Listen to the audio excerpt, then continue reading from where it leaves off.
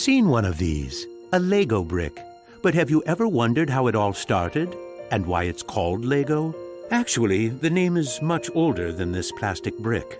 Are you curious? Let me tell you how it all began. Many years ago, there was a skilled and hard-working carpenter named Ole Kirk Christensen. Ole was a respected carpenter with his own company, but times were hard, so he didn't have much money and had to dismiss his last worker.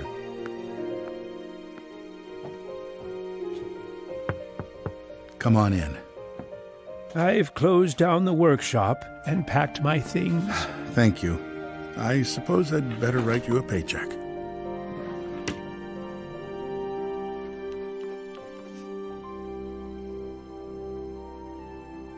Take care.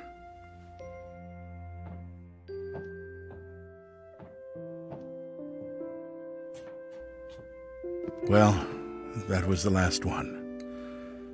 I just didn't imagine that it would come to this. I know. It's hard to understand. But at least now it can't get much worse. But it did get worse. Shortly after, Ole lost his wife. But Ole was a special person. He wasn't the type that gave up.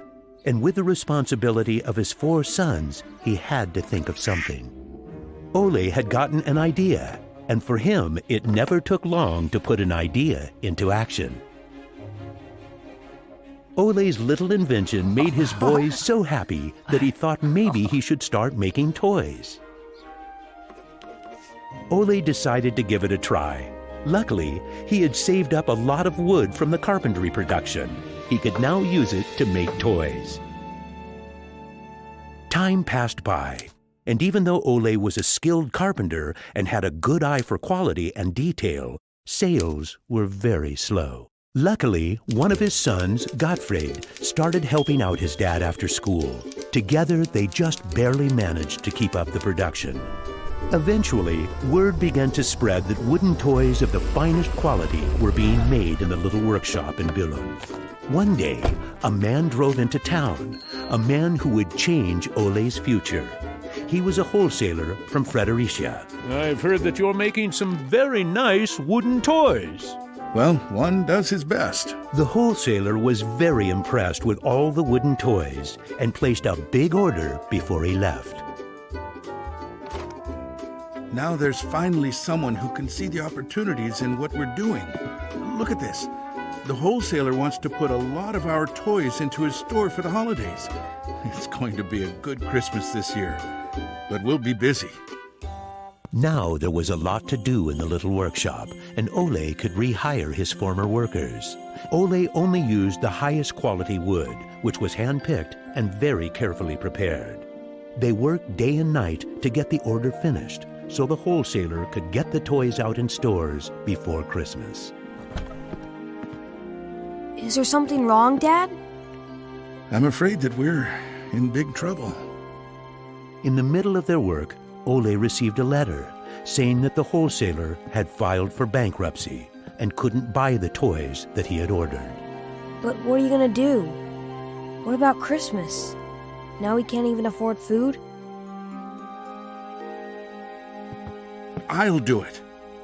What are you gonna do, Dad? I'll do it myself. I'll drive around selling the toys. There was no time to lose. Ole packed the car with all the toys and drove off. Ole was a very good toy maker, but was not a very good salesman. He didn't like praising himself or talking about how carefully the toys had been made. But he had to keep trying if he was going to sell anything. This is going to be a blast. Is there anything you're interested in? It looks exciting, but I don't have a lot of money right now. Maybe we could trade and call it even. Well, I would prefer money, but... In the end, he succeeded in selling all the toys. He didn't receive as much money as he had hoped, but the family managed, and they had plenty of food for Christmas. Time passed by, but the toys didn't sell as quickly as they had expected. Ole thought perhaps the company needed a good name. What should it be? It has to be a short word. I want it to convey playing well. In Danish, playing well is called leg godt. What should it be? What should it be? Yeah, if only I could get some sort of a sign.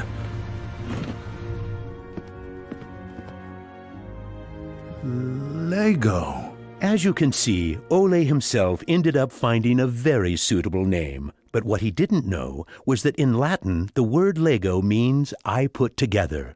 The name Lego was well received, and the company slowly started to move forward. We have made 3,000 crowns this year, and we have more orders than usual. Did you say 3,000 crowns? Then you need to see what I've been looking at.